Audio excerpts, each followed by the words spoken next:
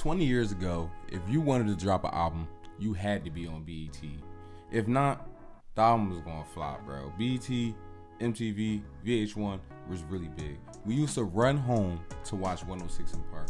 But now, today's kids are running to their phones to watch their favorite artist stream Wakasinet. There's often complaints that hip-hop discourse has lost their gatekeepers and that now the discourse is getting a little sloppy and it's getting a little toxic.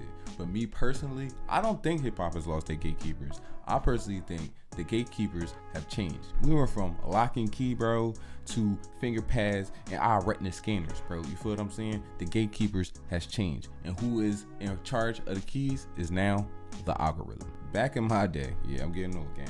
Back in my day, bro, when the artist was going to drop some music, we knew they was going to drop when they dropped a single or they dropped a little mixtape before the project. You feel what I'm saying? Maybe like 5-7 tracks before the project. And when they dropped a single or they dropped a little mixtape, they went ahead and they went on a radio tour. They need a radio play and they need a local buzz. So they went on a tour all around the local stations. Think of somebody like today, like Ken Carson. Ken Carson will probably go to all the Atlanta local radio stations. It's usually like 3 or 4 of them in your city. He'll hit all those, and then he'll probably go around the whole nation, the whole country, hitting like college radio. You feel me? Because that's like his fan base. After your radio tour, then you would drop a music video that went with the single, and after that, then you was gonna go on your little TV tour. You hitting all the radios, you hitting all the TV networks and all the TV stations. You feel what I'm saying? And bro, I'm telling you, like, you would hit 106 in Park. That used to be lit. We used to run home, watch 106 in Park. I vividly, I'm getting old, bro. I'm showing my age a little bit, but I definitely remember Kanye West versus 50 Cent on 106 in Park, bro, going head to head. It was like a little mini verses. And then Kanye came out and he performed the song, and then he brought Jay-Z out after that, bro. That was a whole cultural moment. That was a whole cultural shift. And how you did on this promo run when you going on these radio stations and you going on these TV stations directly could affect how well you did with your album sales and your album run. And if you did good on this promo run, then you were showing the networks and everybody that worked with the networks, the promotion companies and all that worked with the networks, that you brought value. If your episode on 106 in Park raised ratings, you feel me, they was going to use you in all the magazines and you was going to be at all the award shows. You feel what I'm saying? So something like 106 in Park was lit. Something like Rap City, which was like on the radar but on TV, and you got to hear your favorite artist spit a verse that could be on the upcoming album, you feel what I'm saying? Or something from your favorite mixtape, you feel me, right before the album. That's what that was like. And this is why we used to see back in that time a lot of artists get shelved, or you hear now when they on these podcasts now, on these platforms now, because they got a platform to talk now, that they used to not be able to get their music out, or they used to be shelved because they wasn't able to do these promo runs. They wasn't able to get access to the VH1s or the MTVs. Back in this time, the labels had the direct relationships with these local radio stations and these local TV stations and these global TV stations. You feel me? And if you didn't have a good relationship with your label, or your label put you on the back burner, you could be shelved and we could not hear from you for years. You feel what I'm saying? And at this time, you feel me, it was really important for the labels to recoup on the money that they were spending, because it cost some bread to get you on the radio. It cost some bread to get you on BET, on 106 in Park. You feel what I'm saying? Because you gotta think, MTV, 106 in Park, those stations only had but so much time and only but so many programs that they was running on these stations. You feel what I'm saying? So everybody couldn't just get up there and do whatever they wanted. You feel what I'm saying? This wasn't 24/7. This wasn't something like YouTube where you just post a video, there's millions of channels or whatever. You feel what I'm saying? This is one channel, 3 channels. You feel what I'm saying? It's only but so much time that we got dedicated to a certain amount of artists. You feel what I'm saying? So the label had to pick and choose who they was going to put on there, and they're picking and choosing based off of how much money they put into these artists and how much money they feel like they can get back. But then boom, bro, the internet arrived, bro, and this was like a godsend for some of the fans, you feel me, and some of the artists, you feel me. Suddenly we weren't buying music physically no more. We weren't buying CDs, we weren't buying vinyls, cassette tapes. Now we was downloading MP3s, bro. We had iTunes and stuff like that, you feel me. And if you was like me, you was probably getting your music from anywhere but iTunes, you feel me. Mediafire, Napster, whatever your favorite little site was, you feel me. LimeWire, all that, you feel me.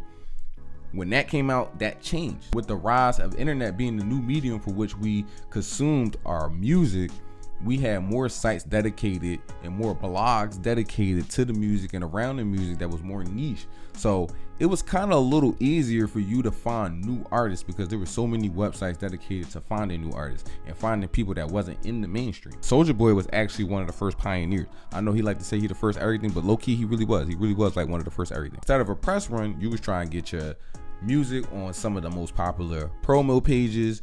Instead of watching music videos on VH1 and BT 106 and Park, we watching music videos on Vivo YouTube channel. You feel what I'm saying? We watching Lyrical Lemonade. Everybody was starting to move out on their own in the independent space. You feel me? And with that, bro, that came a lack of control from the major labels. The major labels no longer had direct control over all the artists or all the distribution. You couldn't get a major deal. If you couldn't get your CD printed, you feel what I'm saying? It was a wrap for you. You might as well just go get your CDL. But now with the internet and the rise of the internet, bro, you was able to maneuver a little bit. You didn't have to directly go straight to a major label. You feel what I'm saying? You was able to survive on your own. Now let's fast forward to the 2020s.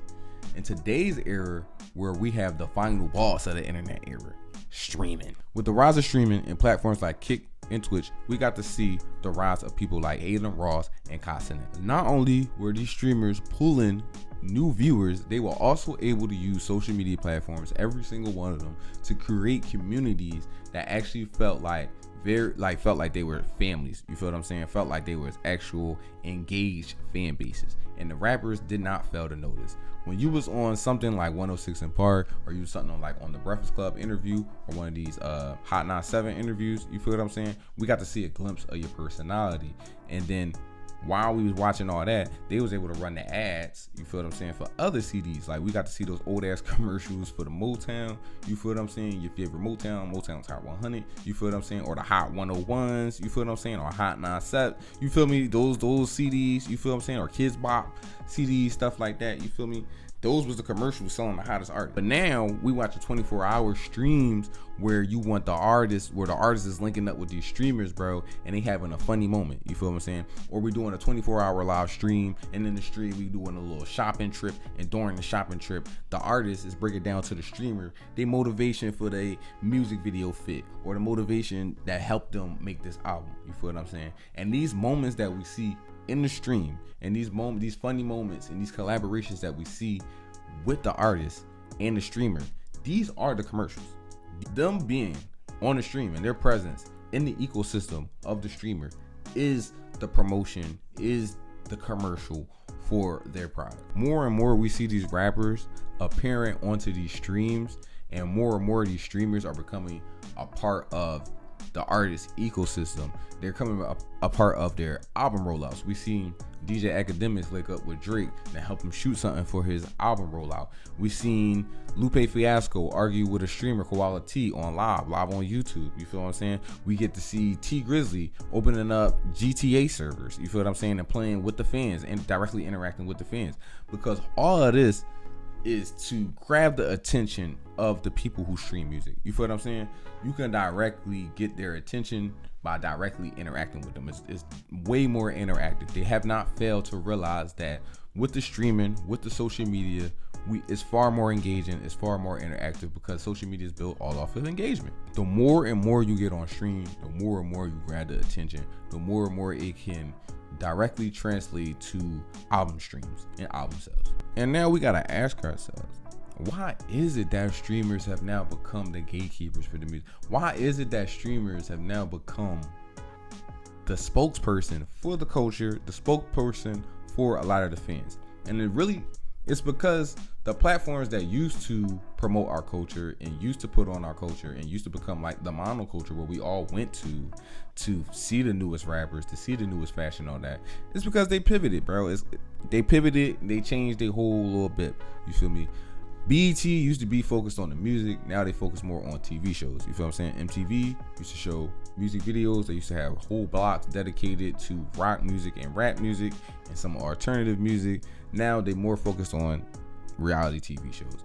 A lot of these platforms felt like they turned their back on us, so a lot of us turned our attention to the cell phones and to social media, and we started finding our own creators that we liked, our own creators that was talking about the things that we like and we felt like it related to us. So we started paying our attention to them more than we started paying our attention to these legacy media platform. The streamers have direct access to the people that they're streaming to. These viewers are looking at the streamer.